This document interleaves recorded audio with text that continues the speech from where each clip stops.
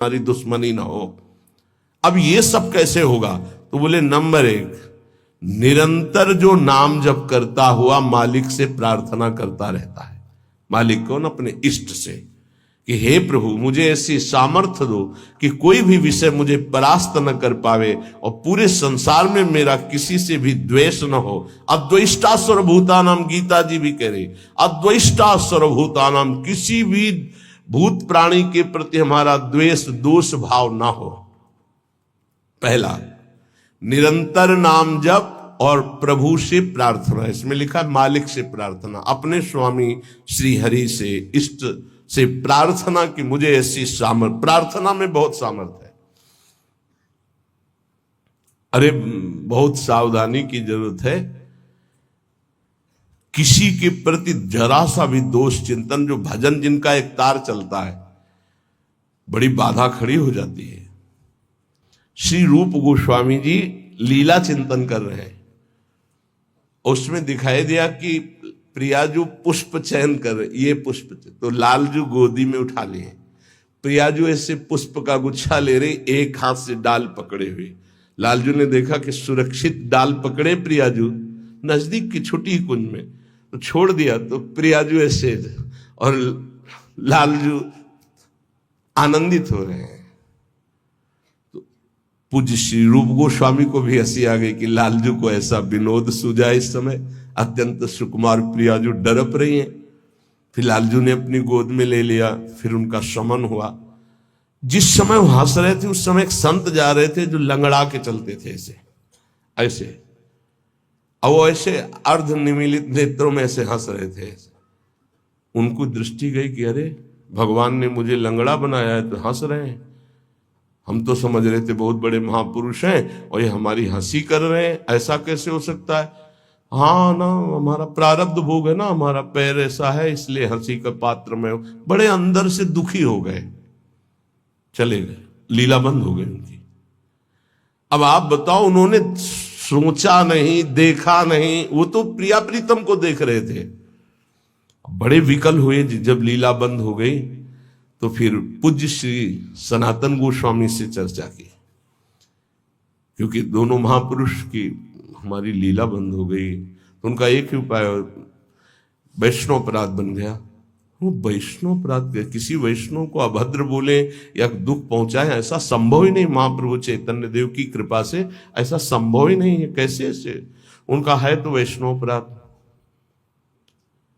अब ये विचार हुआ कि कैसे जाना जाए कि किससे अपराध बना, कैसे जाना जाए? जब किया ही नहीं प्रकट में तो जाना कैसे जाए? तो बोले कोई वैष्णव दुखी हो गया है तो वैष्णव सेवा की जाए, आसपास के जितने संत सबको निमंत्रण दिया जाए, पता चल जाएगा, सबकी जूठन पाई जाएगी तो शायद पुनः अपराध कोई हुआ हो जाने अनजाने में तो उसका मार्जन हो जाएगा। ऐसा हुआ। आसपास के सब संतों को निमंत्रण दिया गया वैष्णव। जे ही उनके पास निमंत्रण गया तो नाराज होके बोले, पहले तो उपहास करके हंसी उड़ाते हैं, फिर निमंत्रण देते हैं, हमें नहीं जाना। तुरंत सूचना आई कि वो नाराज है। अरे तुरंत गए पूज्य श्री रूप गोस्वामी जी और कहा, प्रभु कब हमने आपका उपहास किया? तो उनका, आप प्रभु प्रभु आप कर रहे हो, उस दिन हम जा रहे थे और जैसे हमारा भगवान ने पैर ऐसा कर दिया तो झटका मार के चलते हैं, तो आप हंस रहे थे। तो उनका, मुझे तो याद ही नहीं कि आप कब निकले और हम कब हंसे। तो उन्होंने समय बताया कि अमुक दिन उस समय। अच्छा अच्छा, तो उनका, प्रभु ऐसे बतानी नहीं चाहिए पर आप नाराज हैं इसलिए बता रहा हूं। प्रभु उस समय हम लीला देख रहे थे, प्रियाजू पुष्प चयन करने की, तो लालजू गोद में उठा के वो पूरी घटना बताई और कहा, अगर ऐसा भाव में हम हंस रहे तो आप उसी समय निकल रहे होंगे, आपको ऐसा लगा, तो प्रभु आपके लिए नहीं था, आप क्षमा कीजिए। वो तो प्रियालाल, तो वो चरणों में गिरे जो दूसरे वैष्णव थे और कहा, अरे आप जैसे महापुरुषों के प्रति हमारा दोष भाव बन गया, क्षमा करो। वो राज तत्काल लीला प्रारंभ हो गई, तत्काल। अब आप विचार करो, जब दोष नहीं है और वैष्णव दुखी हो गए तो लीला रुक गई। फिर अगर केवल स्वीकृति की हाँ ये गलत है, वो गलत कर रहे हैं तो भी हाँ गलत है, नहीं, और भगवान की लीला भगवान जाने। नहीं, आप बताओ कि ये गलत है कि सही, नहीं तो हम कोई जज है क्या? जिनके सारे हम चल रहे हैं उनके सारे वो चल रहे हैं, उनसे पूछो जाके, चले जाओ राधा राधा राधा। कभी किसी का फाइनल करने के नहीं, तस्मात् शास्त्रम तो तुम्हारा। ये बहुत सूक्ष्म विषय है, इसलिए वर्णन किया, बहुत सूक्ष्म विषय है, बहुत सावधान। नाम जापक भगवत प्रेम प्राप्ति के लिए इतनी सामर्थ्य जो अभी पीछे चर्चा हुई, उसके लिए निरंतर नाम जपो, प्रभु से प्रार्थना कि किसी भी के प्रति हमारा तनिक भी दोष भाव न बनने पावे। प्रभु से प्रार्थना, वही सबके हृदय में बैठे हुए, वही आपको ऐसे सामर्थ्य देंगे। क्योंकि सृष्टि में आपके प्रति प्रतिकूल व्यवहार होगा, आपका उपहास करेंगे, आप नाना प्रकार के कटु वचन बोलेंगे, आपको सह जाना है, उनके प्रति कटु वचन नहीं करना, दोष भाव नहीं करना, नहीं अपनी भगवत प्राप्ति में बाधा आ जाएगी। ये सूक्ष्म विषय सब कोई नहीं समझ पाएगा, लेकिन उपासक जो भगवत प्राप्ति करना चाहते हैं, अपना भजन बचाना चाहते हैं, वो इस बात को अच्छे से पकड़े। दूसरा, जो दिनचर्या दी गई है उसमें आलस्य ना होना, भगवत प्रेम प्राप्ति या ऊंचाई पर चढ़ने के लिए जो दिनचर्या है, हमको ये नहीं देखना है कि अमुक साधक आता है कि नहीं आता है, अमुक नहीं आता तो हम भी नहीं आते हैं, ऐसा नहीं। अमुक की त्रुटि है, उसका सुधार करना चाहे तो कर सकता है, लेकिन आप सुधरे हुए हो तो आपको अच्छे आचरणों का अनुकरण करना है। आपको ऐसे आचरण नहीं करने हैं जिनसे हमारी दिनचर्या बाधित हो जाए। एक चीज और ध्यान रखना है, इसको बहुत विस्तृत रूप से समझा इसलिए रहे कि एक दिनचर्या है जिसके पास सेवा नहीं, गुरु सेवा, और एक दिनचर्या है जो गुरुजनों की सेवा में रहते हैं। उनसे हो सकता है जो भागवतिक दिनचर्या का आदेश दिया गया है वो ना हो, तो उनको असंतुष्ट नहीं होना, क्योंकि वो गुरु सेवा में है। सारी दिनचर्या का फल जो है वो गुरु प्रसन्नता है। तो अगर वो गुरु सेवा में, जैसे हमारी श्री जी की भोग सेवा में है, अब प्रातः बाल भोग से लेकर के शयन तक कितने भोग श्री जी को लगते हैं, अब उनमें उनको हो कि हमारी दिनचर्या तो नहीं। अब जैसे जो और है सेवा में है बहुत से, कोई किसी सेवा में, कोई किसी सेवा में, अब उनकी दिनचर्या वो माला लेके नहीं बैठेंगे। थोड़ी थोड़ी देर में जो दिनचर्याएं हैं, जो सेवाएं हैं, तो उनको इस बात का पश्चाताप नहीं करना कि मेरी दिनचर्या नहीं चल रही। वो तुम्हारी दिनचर्या गुरु प्रसन्नता के अंतर्गत है, उसमें नहीं सोच। और ये नहीं सोचना कि अब हम सेवा कर रहे हैं तो हमारा वो भजन तो हो नहीं रहा जो दूसरे माला से कर रहे हैं, तो पता नहीं मेरी गति क्या होगी। ये नहीं सोच। गुरु सेवा का एक प्रताप है, ये ध्यान रखना। जैसे मान लो कोई शरीर के वस्त्र धो रहा है, कोई ऐसी सेवाएं कर रहा है, वो नाना प्रकार की सेवाएं हैं जिनमें उनको समय ही नहीं मिल रहा कि वो बैठ करके पद गायन करे, वो 11 माला 41 माला वो संख्या पूरी करे। अच्छा, सेवाओं में लगा है तो उसका मन लगा है। अब उसका मन कहाँ लगा है? ये वस्त्र गुरु जी का है, ये गुरु जी के लिए जल है, ये उसका चिंतन हो रहा। ध्यान मूलम गुरु मूर्ति, पूजा मूलम गुरु पदम, मंत्र मूलम गुरु वाक्य, मोक्ष मूलम गुरु कृपा। क्योंकि कई साधक ऐसे हैं जो फिर उनको पश्चाताप होगा कि दिनचर्या में बाधा पड़ रही हमारी, तो दिनचर्या की चर्चा हुई थी। नहीं, जिनको सेवा मिली हुई है उन। एक बार भगवान शंकराचार्य जी से कई शिष्यों ने कहा कि एक ये ब्रह्म सूत्र है, इसकी व्याख्या सुनना चाहते। तो उनकी शरीर सेवा में स्नान के बाद जो वस्त्र लंगोटी आदि प्रक्षालन करना है, वो त्रोटकाचार्य जी रहते थे। तो उन्होंने कहा त्रोटक को आ जाने दिए। तो उन्होंने कहा प्रभु वो तो कभी व्याकरण नहीं पढ़े, कभी शास्त्र, जब गायन स्वाध्याय होता है तो कभी बैठते नहीं हो, तो शरीर सेवा में ही लगे रहते। मतलब ज्ञान की चर्चा थी ना, तो शरीर को, गुरु के शरीर को वो साधारण शरीर समझ रहे थे। उनका अच्छा ऐसी बात है, आ जाने दो उसको। जब आ गए तो बोले खड़े हो, इस ब्रह्म सूत्र की व्याख्या करके बताओ। तो जो पढ़ने लिखने से नहीं आता, गुरु कृपा से आता है। तत्काल संस्कृत का प्रादुर्भाव हुआ और वैदिक सिद्धांतों का प्रवचन, सब दंग रह गए। तो उनका गुरु की लंगोटी ढोने वाले को साधारण समझते हो क्या? साधारण नहीं होता गुरु की लंगोटी धोने वाला, वस्त्र धोने वाला। असाधारण कृपा से सौभाग्य मिलता है, असाधारण कृपा से। तो जिनकी जो दिनचर्या ऐसी है कि उनको फुर्सत ही नहीं है, तो उनको कभी नहीं सोचना कि इतने बजे इतने बजे इतने, उनकी दिनचर्या है। तो ये चीजें ध्यान रखना है उपासक को। प्रमाद में हमें दिनचर्या में बाधा नहीं पहुंचानी, प्रमाद युक्त हमारी दिनचर्या नहीं होनी चाहिए। यदि गुरु सेवा, इष्ट सेवा में हमारी जो गुरु की अन्य साधकों के प्रति बताई हुई दिनचर्या उसमें बाधा पड़ती है, तो वो बाधा नहीं मानी जाएगी आपकी। दूसरा जो अभी वर्णन किया, गुरु प्रदत्त दिनचर्या में बाधा नहीं होनी चाहिए। बहुत बड़ी चीज है गुरु प्रदत्त दिनचर्या, बहुत बड़ी वस्तु है, बहुत बड़ी वस्तु। गुरु सेवा मिल गई तो लाडली जो अधीन हो गई पक्का।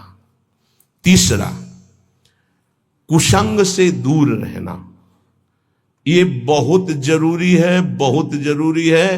रावण लंका में रहता था, लंका समुद्र के किनारे थी, समुद्र निर्दोष था, पर ऐसे दोषी का संग समीपता होने के कारण समुद्र को बांध लिया गया, समुद्र बांधा गया।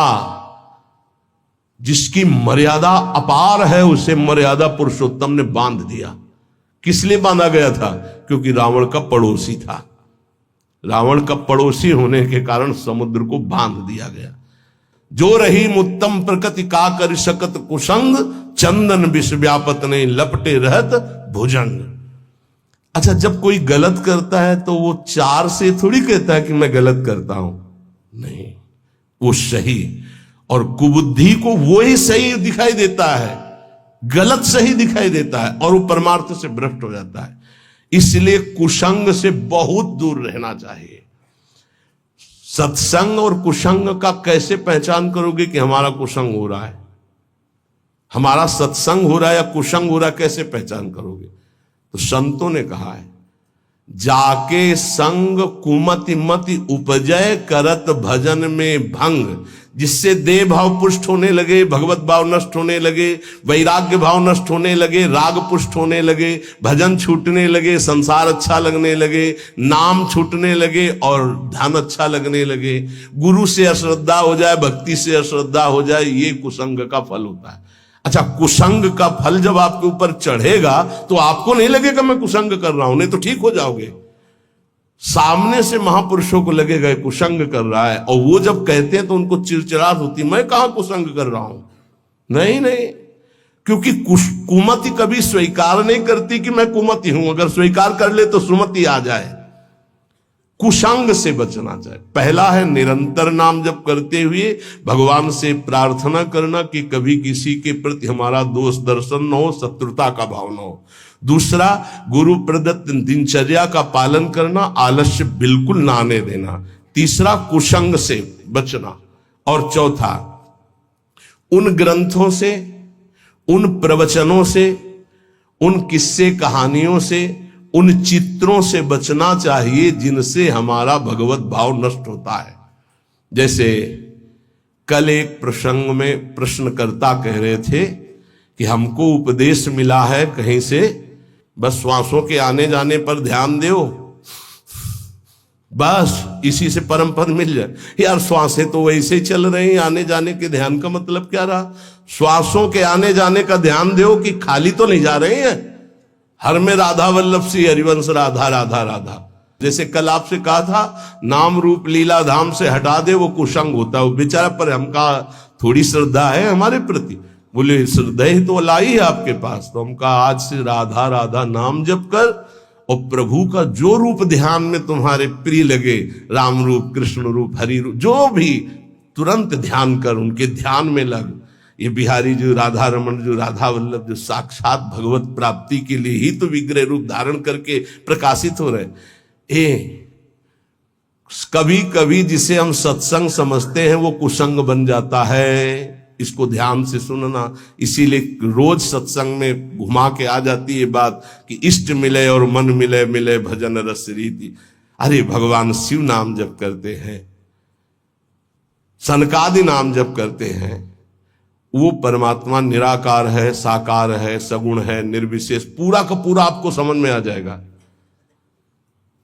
फिर उनको समझाया कि गुरुदेव साकार है कि निराकार, जो उपदेश किए थे। बोले साकार है। प्रणाम करते हो? हाँ। माला पहनाते हो? हाँ। तो गुरुदेव की पूजा हुई कि नहीं? बोले हाँ हुई। तो उनका गुरुदेव मूर्त है कि अमूर्त? बोले मूर्त। तो उनका मूर्ति पूजा हुई कि नहीं? बोले हाँ हुई। तो हमको फिर काहे परेशान हो? समझे में नहीं आता है। अरे भाई, बहुत संभल के शास्त्रों में जो लिखा उसको समझना के लिए बहुत पवित्र बुद्धि चाहिए। परमात्मा निराकार भी है। कैसे निराकार है? देखो, आकार खंबे का इसमें है कि नहीं?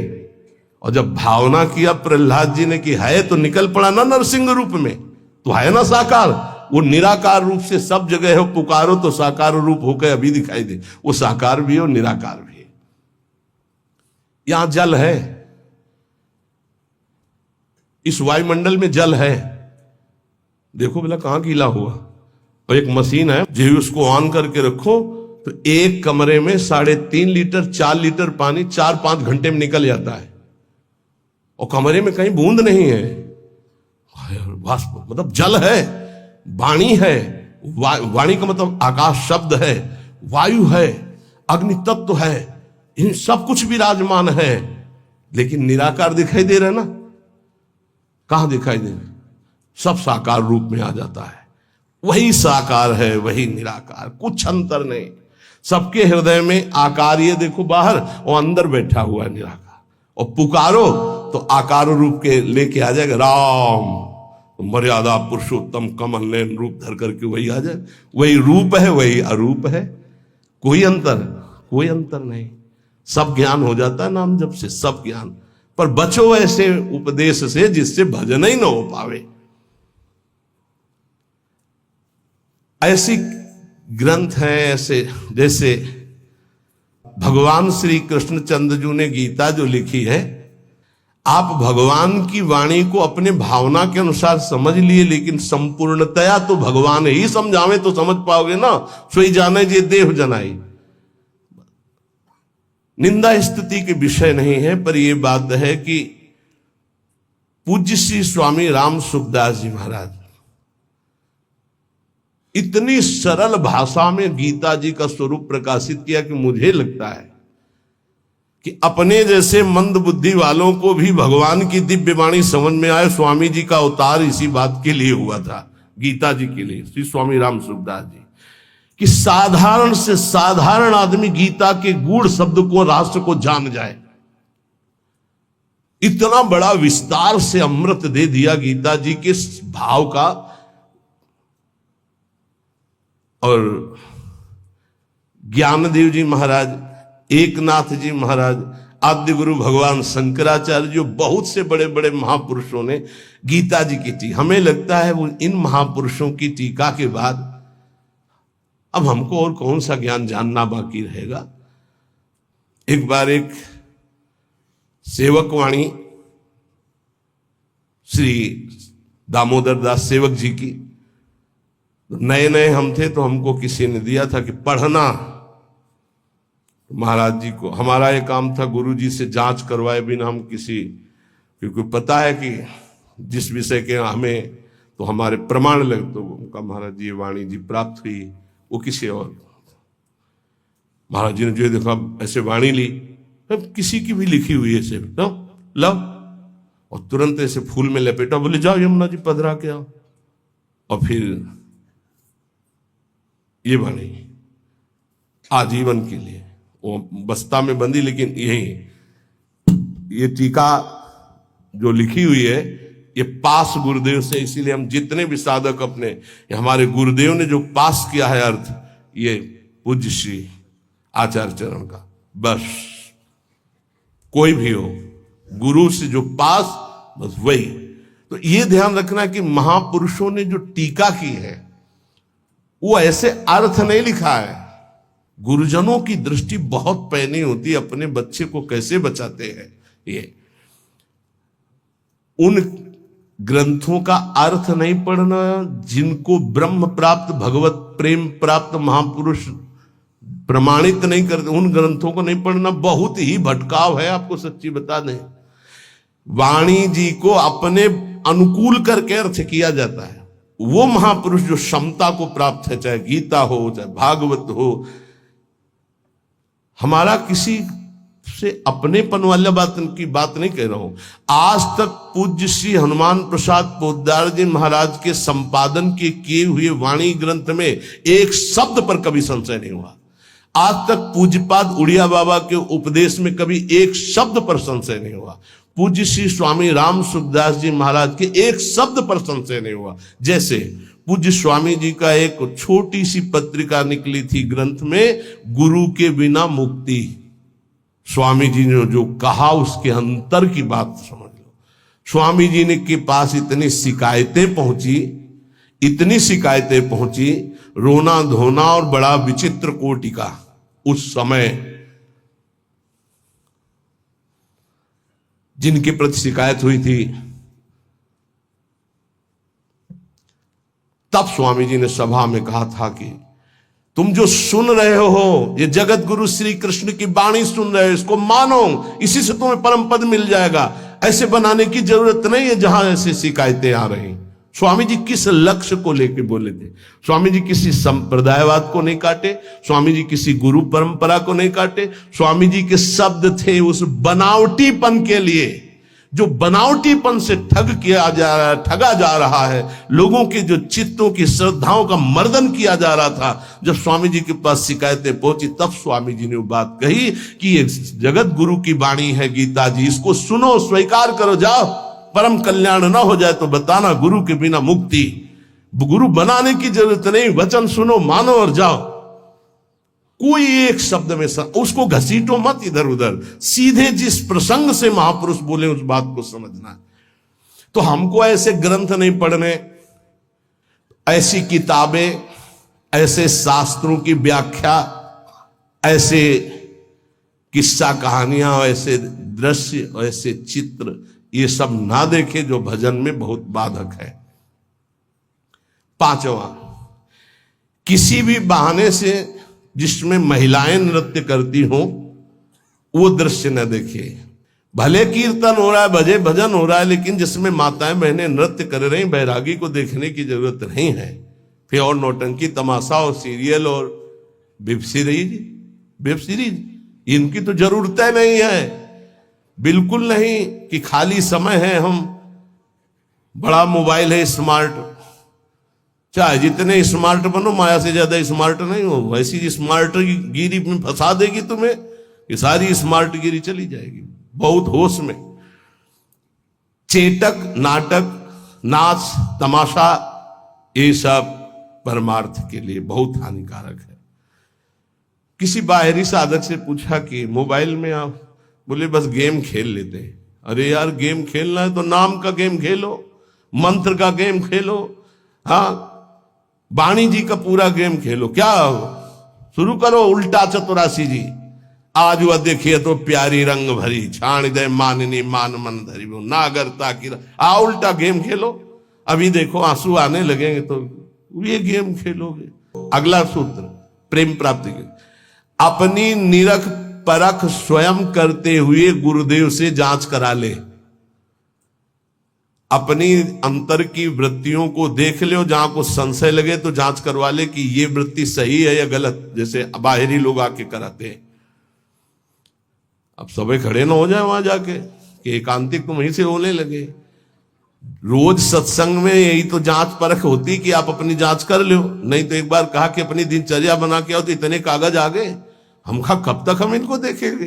दिनचर्या जांच, इंद्रियों का जब विषयों के प्रति आक्रमण होता है, एक वेग होता है, एक आकर्षण होता है, एक ऐसा जिसे तुम रोक नहीं सकते, उस समय तुम्हें जरूर संत संग में हो जाना चाहिए। उस समय बुद्धि काम नहीं करेगी। और जिस समय तुम्हारा केवल बुरा चिंतन बन रहा है, ये उस समय की बात है कि आक्रमण हो चुका है, अब तुम बच नहीं सकते। अब इसको संत संग से मिटाओ तुरंत, तुम अकेले नहीं मिटा पाओगे। और अगला जो है वो कह रहे जब तुम्हारा चिंतन गलत हो रहा तो नोच के फेंक दो, मिटा दो उस चिंतन को जो गंदा हो रहा है, नहीं तो आगे फिर वही दशा आ जाएगी। एकांत में इंद्रियां और मन साधक के ऊपर शासन करते हैं, उस समय साधक को अपनी इंद्रिय और मन की रखवाली करना है बस। इसलिए एकांत में भजन बहुत जरूरी है। 10वां, जैसे परीक्षार्थी परीक्षा की तैयारी करता है, ऐसे परमार्थी द्वंद्वों की तैयारी कर ले। मान अपमान, निंदा स्तुति, लाभ हानि, सुख दुख, ये आने वाले हैं, तुम्हें समान रहना है। तैयारी करो परीक्षा की। और ये परीक्षा जब होती तब आप समझ नहीं पाते कि आपकी परीक्षा हो रही, और समझने नहीं दिया जाएगा परीक्षा हो रही। कम से कम परीक्षा में तो बताया जाता है कि कल से पेपर शुरू है, सावधान, तैयारी कर लियो। अपने यहां परीक्षा बताई ही नहीं जाती, बाहर निकले से शुरू हो गई परीक्षा। अब तुम्हारे दिमाग में नहीं कि परीक्षा है, तो तुम उससे लड़ पड़े, फेल हो गए, नंबर कट गए। बिल्कुल हर समय कभी भी कहीं भी परीक्षा हो रही। ये बहुत बड़े महापुरुष हैं, कह रहे हैं कि जैसे परीक्षार्थी को अपनी परीक्षा की तैयारी करनी होती है, ऐसे परमार्थी को अपनी परीक्षा की तैयारी करनी। क्या? स्तुति, निंदा, मान अपमान, लाभ हानि, शत्रुता मित्र, ये द्वंद्व आएंगे, आपको उत्तर देना इनका, तभी आपकी द्वंद्वातीत अवस्था आएगी। तैयार रहो, रोने की जरूरत नहीं, उसने हमको ऐसा कह दिया, उसने ऐसा किया, उसने। तैयार रहो, परीक्षा हो रही।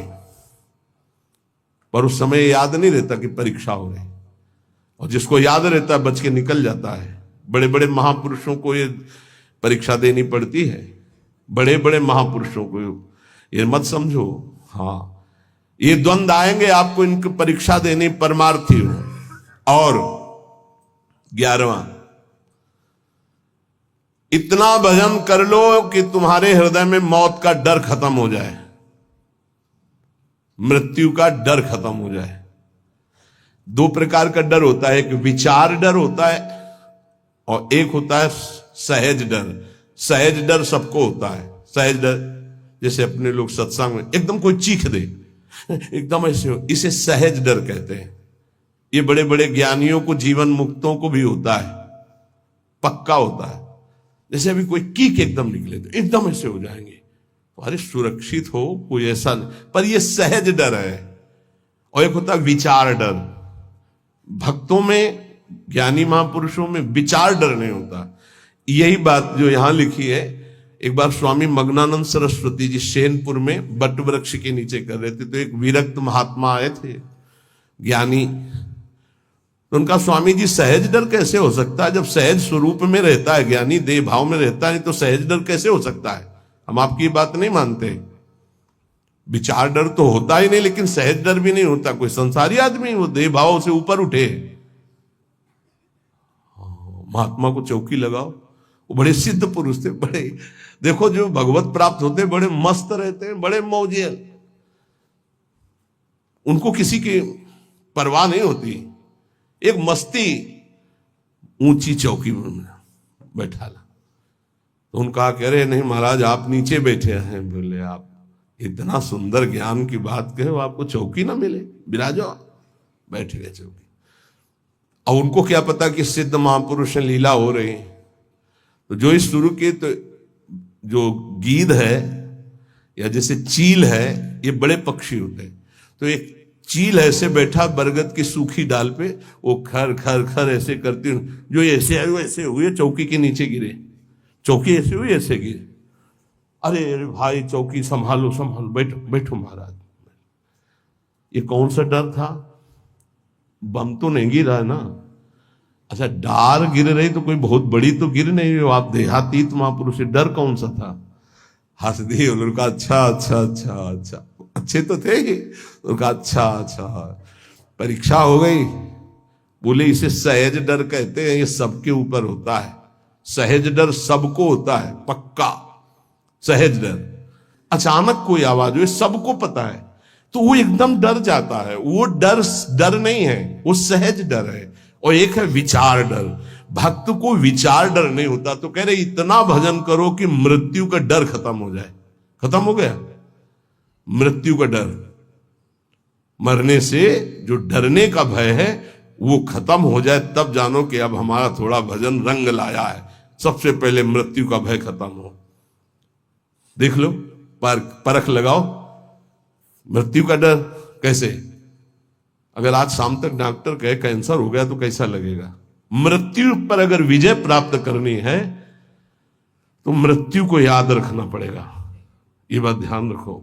जिसने मृत्यु को याद किया वो भगवान से चित्त जोड़ा, और जिसने भगवान से चित्त जोड़ा वो मृत्यु पर विजय प्राप्त कर लिया। मृत्यु ऐसी लग रही है,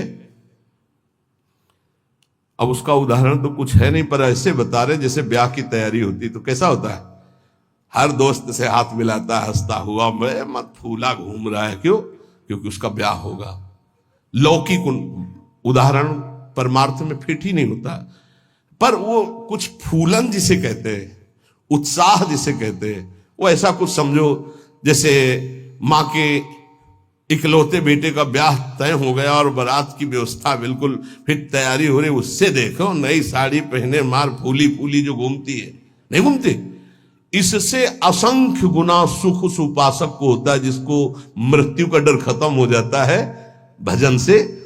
ये ऐसा कि जैसे कि कब वो दिन आएगा जब श्रृंगार करके हम अपनी प्रियाजू के पास होंगे और इस शरीर का व्यवहार खत्म प्रियाजू के पास। धन्य है वो घड़ी जिस दिन प्रियाजू की प्रगट समीपता सेवा की और प्रगट व्यवहार खत्म। इसका ऐसा आनंद होता है जैसे उस माँ को अपने बेटे के ब्याह में, उस बेटे को अपनी पत्नी के मिलन की चाह में जो सुख की एक फूलन होती है वो तो एक प्राकृतिक है। इससे अनंत गुना फूलन उपासक के हृदय में होती इष्ट से मिलने की, मिले हुए भी अनमिल। अब वो जो मिलन होगा वो निरंतर का होगा। इसलिए कितना आनंद। थोड़ी देर सोचो, अभी बात आ जाए कि चलो भाई निकुंज चलो, कौन कौन तैयार होगा? अभी चलने के लिए तत्काल में तैयार वो है जिन्होंने सर्वस्व त्याग करके एकांत में रोया है प्रियाजू के लिए। वो कह देंगे अभी ले चलो इसी क्षण, क्योंकि उनके सिवा मेरा कोई है नहीं और मैं उन्हीं के लिए तड़प रहा हूं या तड़प रही हूं। ये है मृत्यु के डर पर विजय प्राप्त करना। नहीं तो सच्ची कहते हैं कि अगर अभी आ जाए भगवान की, देखो बाहर विमान राधा के कुंज के बाहर, चलो बैठो पहले मरो फिर चलो, कौन कौन तैयार होगा? तो बहुत कम तैयार होंगे। असलियत में मृत्यु का डर खत्म हो जाए। देखो हाथ जिसने उठाया हिम्मत से उठाया है और देख लेला। अगर अब डरे तो कच्चे रहोगे, नहीं सच्चे हैं श्री जी के लिए। मुझे श्री जी चाहिए, ये शरीर तो छूटना ही आज नहीं तो कल छूटेगा प्यारे, श्री जी के लिए पक्का। और जिसने हाथ उठाया है बस हिम्मत रखना, चलोगे साथ ही। देखो एक प्रेमानंद ऐसे यहां सोफा में बैठा है और एक प्रेमानंद तुम्हारे दिमाग में बैठा है। देख लो, तुम्हारे दिमाग वाला प्रेमानंद तभी मुक्त होगा जब तुमको मुक्त कर देगा। ये बात पकड़ लेना। एक प्रेमानंद ये बैठा है जो तुमको सोफा में दिखाई दे रहा है, और एक प्रेमानंद तुम्हारे हृदय में तुम्हारे दिमाग में बैठा है जिसकी बात पर आप चल रहे हो। वो तभी मुक्त होगा जब तुमको मुक्त कर देगा। ये बात ध्यान रखना। सच्चा गुरु कभी अपने को मुक्त नहीं होने देगा जब तक तुम्हें मुक्त नहीं होने देगा। गुरु बंदी बन जाता है शिष्य के हृदय में, जब शिष्य को भगवत प्राप्ति करा देता है तब वो मुक्त होता है। ये गुरु बनना कोई खिलवाड़ नहीं है, गुरु प्रताप से गुरु का। ये जो तुम्हारे हृदय में प्रेमानंद बैठा है, देखो है कि नहीं, तुम्हारे दिमाग में जो है, तुम्हारे हृदय में, वो तुम्हें जीवन मुक्त करने के लिए बंदी बन गया तुम्हारे हृदय में। वो तभी मुक्त होगा जब तुम्हें मुक्त कर देगा। तो जितनी जल्दी तुम मुक्त होगे उतनी जल्दी वो मुक्त होगा। वो गुरु मोक्ष स्वीकार नहीं करता, पहले शिष्य का। कौन सा गुरु? ध्यान रखना, जो तुम्हारे हृदय में बैठा हुआ। ये हम जानते हो किसकी बात कर रहे हैं? श्री ज्ञानदेव जी की, श्री एकनाथ जी की। इन बड़े बड़े महापुरुषों के वचनों में जब स्वाध्याय पूर्व में किया था तभी पकड़ा था कि गुरुदेव शिष्य के हृदय में तब तक बंदी बन के रहते हैं जब तक उसका परम कल्याण नहीं कर देते। तो मृत्यु का डर खत्म हो जाए तो जान लो कि अब हम निकुंज में इतना भी डर नहीं है, इतना कि अब शरीर छूटेगा। शरीर का डर नहीं, डर एक है हमारे अंदर, वो हमने फिर बताया था कि कभी कोई ऐसी बात ना हो कि धाम से बाहर हो जाऊं या प्यारी जू को भूल जाऊं। बस यही एक डर है और कोई डर नहीं है। और इसी डर के लिए आचार्य और गुरु से भीख मांगते रहते, याचना करते रहते। हम सब जिस समय संध्या आरती होती है तो एक दोहारे कहते, बिसरी हो ना बिसारी हो यही दान मुहि देहु, श्री हरिवंश के लाडिले मोहि अपनी करिले। कभी मैं आपको भूलू नहीं और आप भी कभी कभी याद कर लें कि मेरी दासी है, मेरा निज जन है। बस यही अपने लोग संध्या आरती में रोज प्रार्थना करते हैं, बिसरी हो ना बिसारी हो यही दान। पहला, निरंतर नाम जप, प्रभु से प्रार्थना करना कि किसी के प्रति हमारा दोष दर्शन न हो। दूसरा, अपने गुरु प्रदत्त नित्य दिनचर्या को यथावत करना, आलस्य प्रमाद न करना।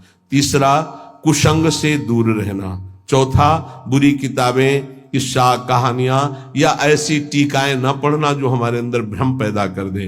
पांचवा, नाच तमाशा, चेटक, नाटक, चित्र और ऐसे दृश्य, ऐसे सीरीज आदि ना देखे जिससे हमारा मन विषयों में चला जाए। छठवां, अपनी निरख परख करके गुरुदेव से अपनी जांच कराते रहना। सातवां, इंद्रियों को जब देखे कि ये बुरे आक्रमण में बिल्कुल अब फंसा ही देंगी तो तत्काल किसी संत का आश्रय ले तुरंत, क्योंकि उस समय तुम्हारा विचार तुम पर हावी है। अब कोई महापुरुष ही तुम्हें बचा सकता। उस समय जैसे आप संत के संग में नहीं हो तो आप सत्संग शुरू कर दो और बड़े ध्यान से सुनने लगो तो शायद आपकी बुद्धि बच जाए। नहीं, कोई सत्संगी हो तो उसके समीप चले जाओ और उससे वार्ता करने लगो। आपका मन बटना चाहिए, उस समय एकांत नहीं होना चाहिए। आठवां, जब बुरा चिंतन उठे, इसमें जो शब्द है उसे नोच कर निकाल के फेंक दो, उसका अस्तित्व ही मत रखो। नवा, एकांत में विशेष मन और इंद्रियां हावी होती हैं, इसलिए साधक को एकांत में बहुत सावधानी पूर्वक भगवत चिंतन करना चाहिए। दसवां, जैसे विद्यार्थी की परीक्षा की तैयारी होती है ऐसे परमार्थी को अपने हर समय ध्यान रखना कि तुम्हारी कभी भी परीक्षा हो सकती है और हमको उत्तीर्ण होना। जब उत्तीर्ण होगे तो भक्ति की भूमिकाएं या ज्ञान की भूमिकाएं जागृत होने लगेंगी। 11वां, मौत का डर खत्म हो जाना चाहिए।